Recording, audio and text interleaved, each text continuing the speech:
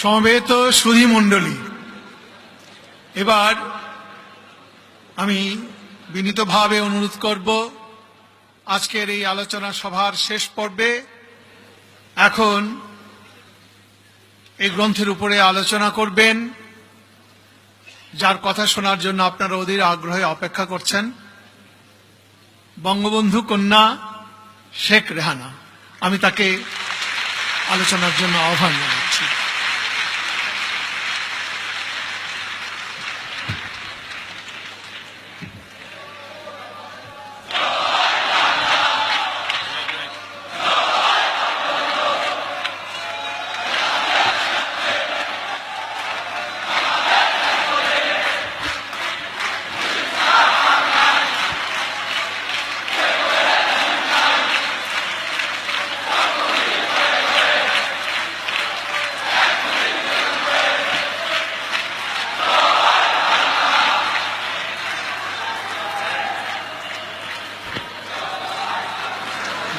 বাংলা।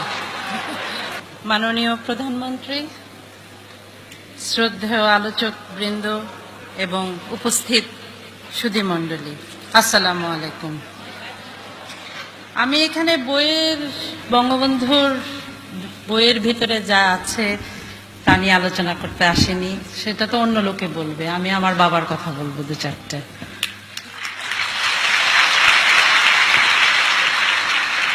আজকের এই অনুষ্ঠানে উপস্থিত হয়ে আপনাদের কাছে কিছু বলতে পেরে আমি আনন্দিত। চেষ্টা করছি, আমি ভালো বক্তা নই।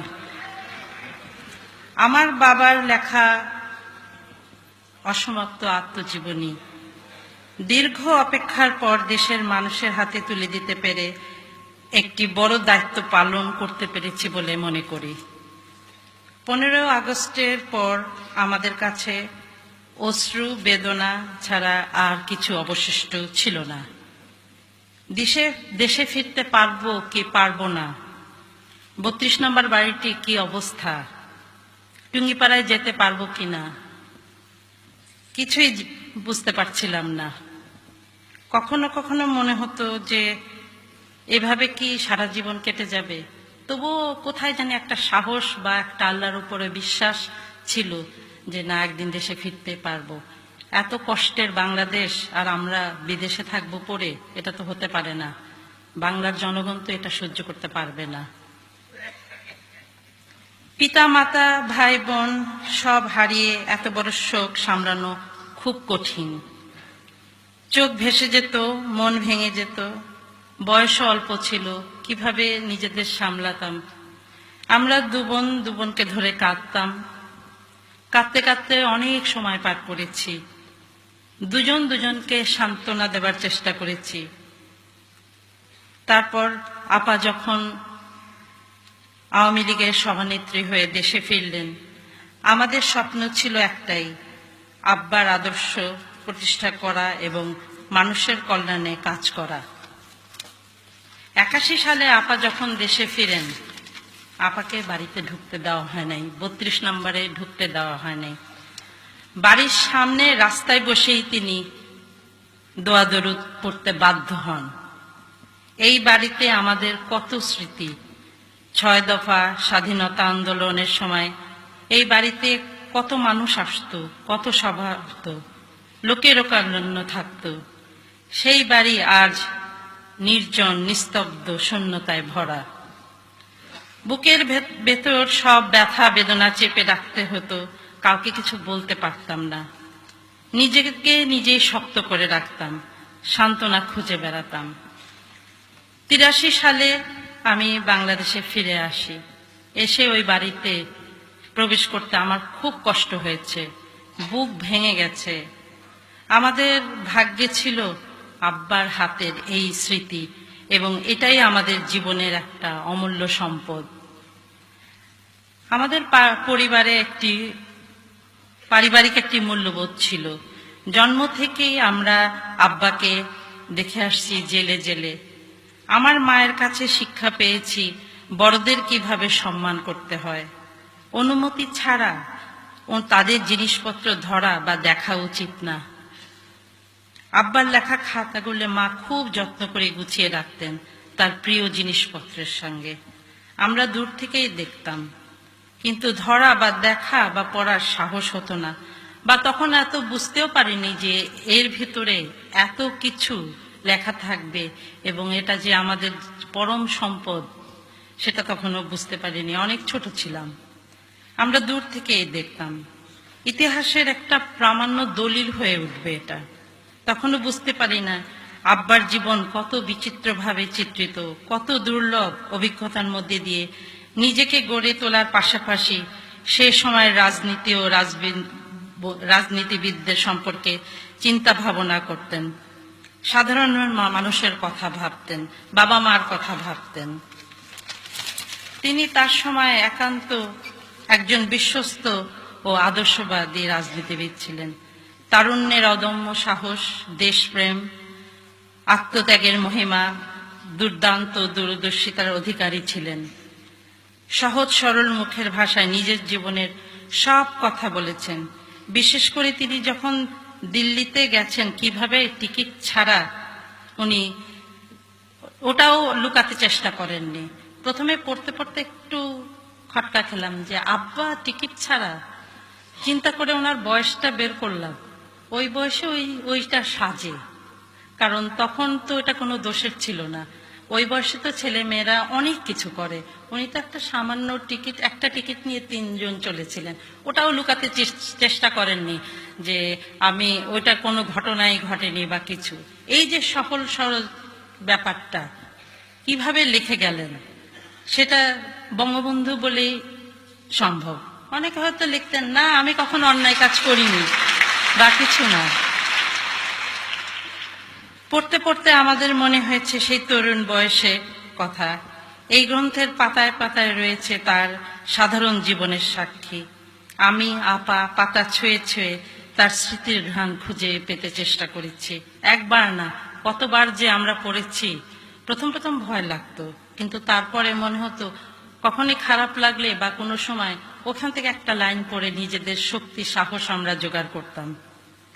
এটাই আমাদের শ্রেষ্ঠ প্রাপ্তি।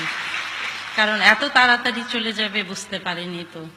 আমাদের হয়তো কিছু বলতেন, দিক নির্দেশনা দিতেন, ওখানে পড়ে মনে হতো আব্বা বোধহয় চাচ্ছেন এখন এটা করি, বা ওটাই আমাদের মনে হতো যে এখনো আমরা পড়ি কোনো কিছু মনে হলে মনে হয় ওখান থেকে আমাদের উদ্দেশ্য বলা হচ্ছে।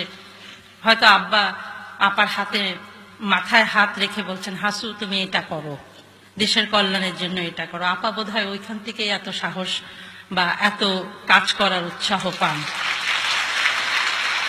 এই গ্রন্থে একটি কথা আছে, আমার দাদা আমার বাবাকে বলেছেন, বাবা রাজনীতি করো, আপত্তি করব না, তবে লেখাপড়া করতে ভুলো না। লেখাপড়া না শিখলে মানুষ হতে পারবে না। এই কথাটা আমি আমার ছেলে মেয়েদের সবসময় বলি, বাবা লেখাপড়া করো, লেখাপড়া শিখে অনেক জ্ঞানী হও। লেখাপড়া ছাড়া দুনিয়াতে চলতে পারবে না। সবাই সবকিছু নিয়ে যেতে পারে, ওই শিক্ষাটা কেউ নিয়ে নিতে পারবে না, এবং সেই চেষ্টাই করে যাচ্ছি। আমি আগেই বলেছি আমাদের পারিবারিক একটি মূল্যবোধ ছিল, এটা হলো সেই মূল্যবোধ। শিক্ষা দীক্ষা তিনি তার সারা জীবন চর্চা করে গেছেন, আমাদেরও সেই আদর্শে অনুসরী করে গেছেন। তিনি তার পিতামাতা, আত্মীয় স্বজন, বন্ধু বান্ধব, নেতাকর্মীদের কথা বলেছেন এবং আমার মায়ের মমতাময়ী চরিত্রটি তুলে ধরেছেন। তিনি কতখানি আদর্শময়ী আত্মত্যাগী মহিলা ছিলেন। এই আত্মজীবনী বাঙালি জাতির সংগ্রামী ইতিহাসের একটি শ্রেষ্ঠ অধ্যায় হয়ে থাকবে। এই ইতিহাস তরুণ প্রজন্মের কাছে শিক্ষণীয়, দেশপ্রেমের উজ্জ্বল শিক্ষা হয়ে থাকবে, সামনে চলার সাহস যোগাবে। আমি আশা করব এই আত্মজীবনী আপনারা পড়বেন, অন্যকে পড়তে সহযোগিতা করবেন, তাহলেই তার আত্মার শান্তি পাবে, তার প্রতি শ্রদ্ধা জানানো হবে। কেননা বাংলার মানুষ ছিল তার প্রিয়। তিনি এই বাঙালি জাতির একটি স্বাধীন দেশ দিয়ে গেছেন, এই দেশের কল্যাণের জন্য সারা জীবন আত্মত্যাগ করে গেছেন। খাতাগুলি হাতে নিয়ে মনে হয়েছে সাধারণ রুল টানা খাতা, কারাগারের ভেতরে বসে তিনি সাধারণ একটি কলম দিয়ে লিখে গেছেন তার জীবন স্মৃতি। তার লেখা ডায়েরির খাতাগুলো পড়লে মনে হয় কি দুঃসহ কষ্ট সহ্য করেছেন, তবুও তিনি ছিলেন তার বিশ্বাসে অটল। এ কারণেই তিনি সর্বকালের সর্বশ্রেষ্ঠ বাঙালি, দুঃখী মানুষের নয়নমণি। এখানে এই গ্রন্থের কাজের সঙ্গে যারা জড়িত তাদের সবার প্রতি আমার কৃতজ্ঞতা জানাই। আব্বার লেখা অসমাপ্ত আত্মজীবনী প্রকাশের এই অনুষ্ঠানে এসে মনে হচ্ছে স্মৃতি বড় মধুর, স্মৃতি বড় বেদনার। আমাদের দুই বোনের জীবনটাও যেন অসমাপ্ত, এটা অসমাপ্ত আত্মজীবনী, আর আমাদের দুই বোনের জীবনটাই অসমাপ্ত। কারণ আমরা যেটা জানি আমাদের ধর্মে বা আমাদের যে মানুষের মৃত্যুর সময় দোয়া কালাম পড়ানো হয় বা তাদের প্রিয়জন চলে গেলে তাদের মুখ দেখানো হয়, কবরে দেওয়ার সময় তাদের শেষ দেখা, এটা আমাদের ধর্মে, এটা আমাদের সবকিছু রীতি। কিন্তু আমরা তো সেই সুযোগ থেকে বঞ্চিত, এবং এই জন্যই আমাদের সব সময় আমাদের সবকিছু একটা অতিরিক্ত অসমাপ্ত রয়ে যাবে। তবুও চলতে হবে, দুনিয়াতে চলে যাচ্ছি। উপস্থিত সবাইকে আমার ধন্যবাদ জানিয়ে এখানে শেষ করছি। জয় বাংলা, জয় বঙ্গবন্ধু।